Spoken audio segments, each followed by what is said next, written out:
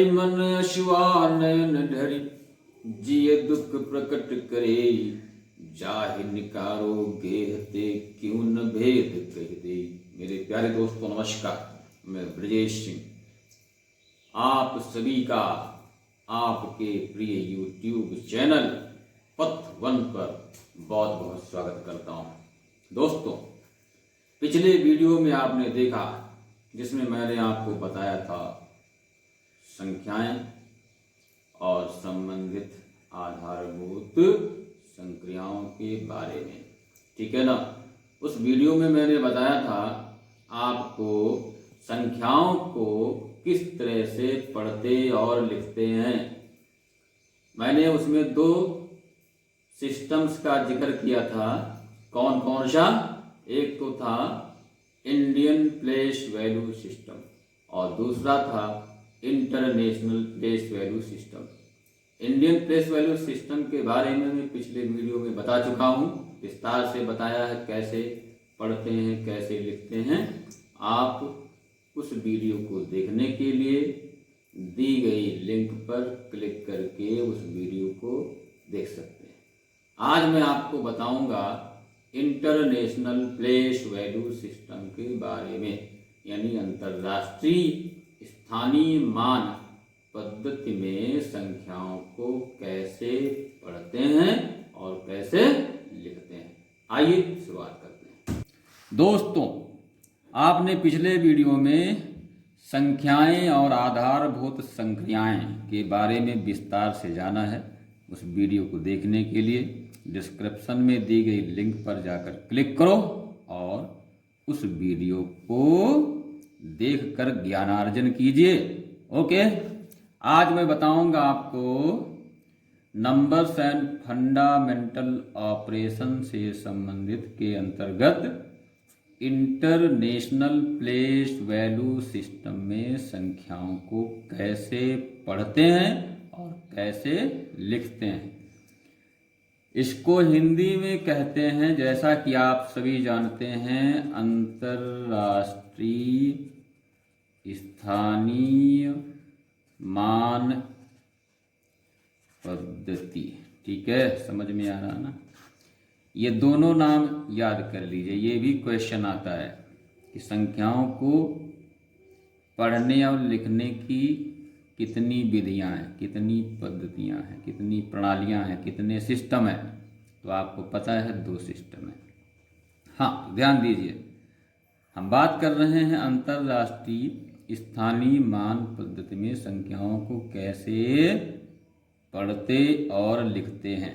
हाँ, तो आप ध्यान दीजिए, मैं आपको इस नेक्स्ट पेज पर ये इसका संबंधित चार्ट दिखा रहा हूँ। यहाँ ध्यान दीजिए, ये आपके सामने चार्ट है, ठीक है ना। इसमें आप देख रहे हैं, यहाँ पर मैंने खंडों को लिखा हुआ है।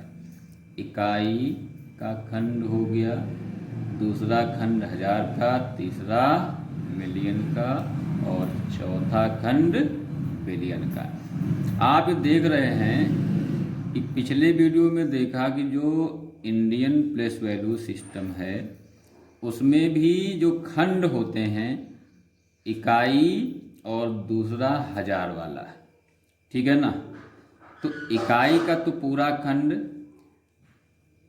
एक जैसा होता है, यानी कि इंडियन और इंटरनेशनल प्लेस वैल्यू सिस्टम में इकाई का बिल्कुल सेम है।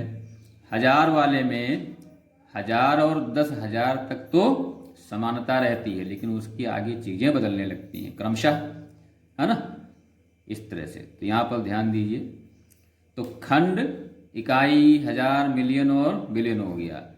अब हम स्थानों की बात करते हैं।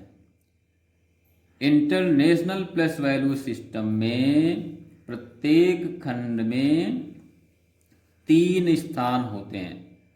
प्रत्येक खंड में 3 स्थान होते हैं।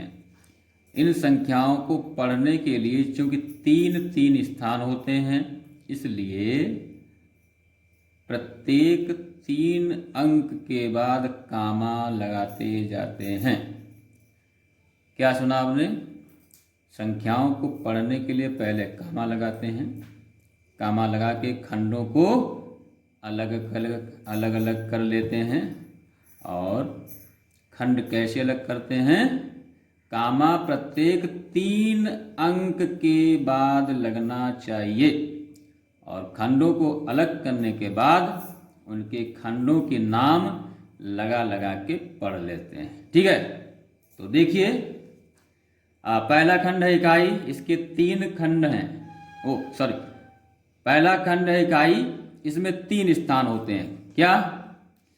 पहला हो गया इकाई, दूसरा हो गया दहाई, तीसरा हो गया सैकड़ा। ध्यान दीजिए, पहला खंड होता है इकाई का, इसमें 3 स्थान होते हैं। कौन कौन से? इकाई, दहाई, सैकड़ा हो गया। बात समझ में आ रही ना? अब आइए दूसरे खंड में, यानी जो 1000 वाला खंड है, इसमें भी 3 स्थान होते हैं। ओके, कौन कौन सा? पहला तो 1000 ही हो गया, दूसरा 10,000 हो गया, तीसरा 10,000 के बाद कहेंगे 100,000। ओके, यानी 1000 में जो 1000 वाला खंड है उसमें भी 3 स्थान होंगे, 1000, 10,000, 100,000। जबकि इंडियन प्लस वैल्यू में क्या था? 10,000 पर पहुंचने के बाद क्या कहते थे? 1 लाख। 100,000 को 1 लाख लिखते थे। यहाँ पर 1 लाख न लिखकर 100,000। ठीक है ना? ऐसे ही जो तीसरा खंड है मिलियन वाला, इसमें भी 3 स्थान होंगे। कौन से? मिलियन हो गया, फिर इसके आगे 10 लगा दो, 10 मिलियन हो गया, फिर 10 के आगे 100 मिलियन हो गया। बात समझ में आ रही ना? तो मिलियन के 3 स्थान हो गए, मिलियन, 10 मिलियन, 100 मिलियन। इस तरह से पढ़ेंगे। फिर आ जाओ नेक्स्ट बिलियन में। बिलियन वाले खंड में भी 3 स्थान होंगे। कौन कौन से? फर्स्ट हो गया बिलियन, बिलियन के बाद में 10 बिलियन, 10 बिलियन के बाद में क्या कहेंगे? 100 बिलियन हो गया। बात समझ में आ रही है? यानी प्रत्येक खंड में 3 स्थान होंगे। और संख्याओं को पढ़ने के लिए, इसीलिए जब भी कामा लगाएंगे तो प्रत्येक 3 अंक के बाद कामा लगाते जाएंगे और फिर उन खंडों का नाम ले लेके पढ़ते जाएंगे। ठीक है ना? तो ये बात समझ में आ गई है आप लोगों को। अब देखिए हम संख्याओं के बारे में थोड़ा सा ध्यान देंगे, संख्याओं के बारे में सीखेंगे कि संख्याओं को कैसे लिखते और पढ़ते हैं। ठीक है, चलिए मान लीजिए अंक दिए हुए हैं 2, 3, 5। इकाई, दहाई, सैकड़ा हो गया। 1000 का है 6, 10,000 का है 7, 100,000 का है 8। ठीक है ना?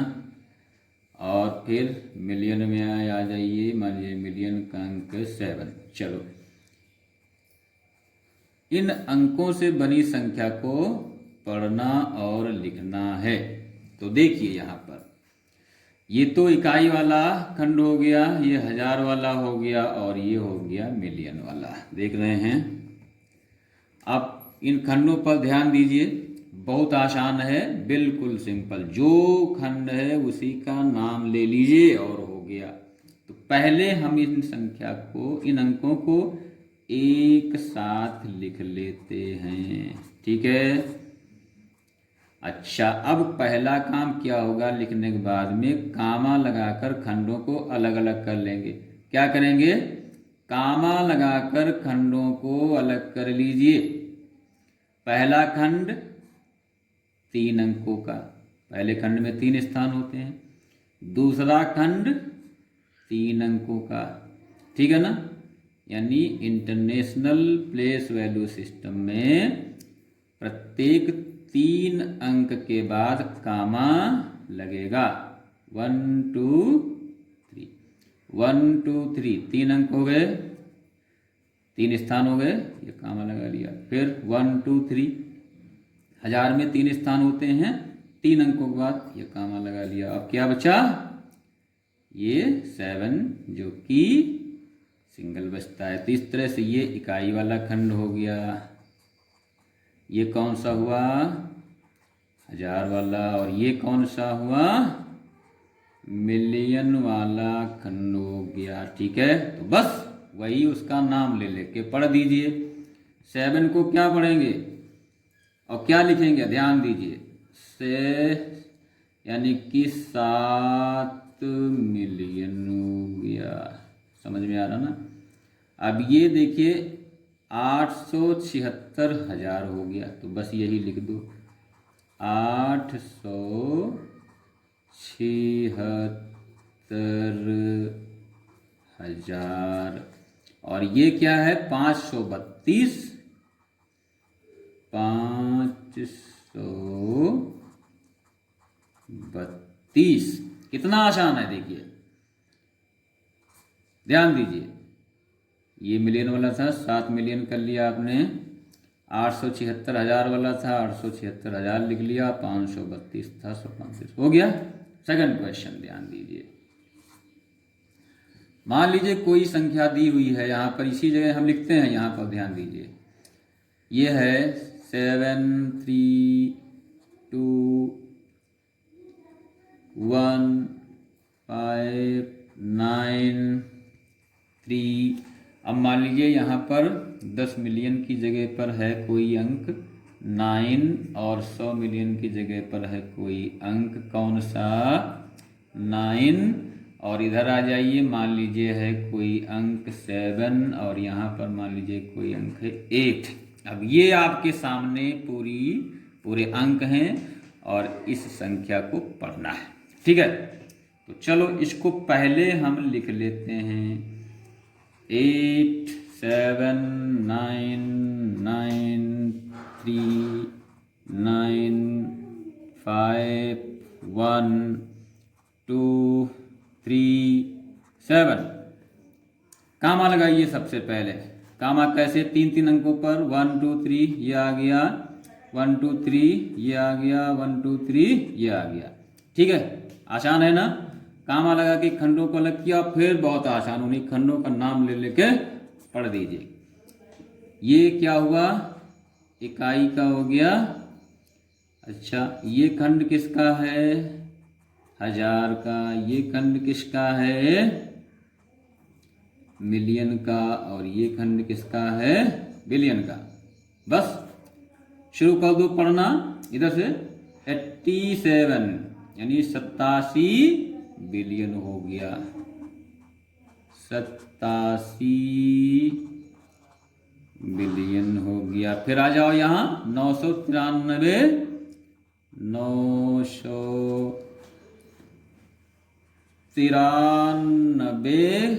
993 क्या होगा, मिलियन हो गया। यहाँ आ जाओ, ये क्या है, 1000 वाला खंड, तो क्या पढ़ोगे, 951 और 1000 है तो लगा दो 1000।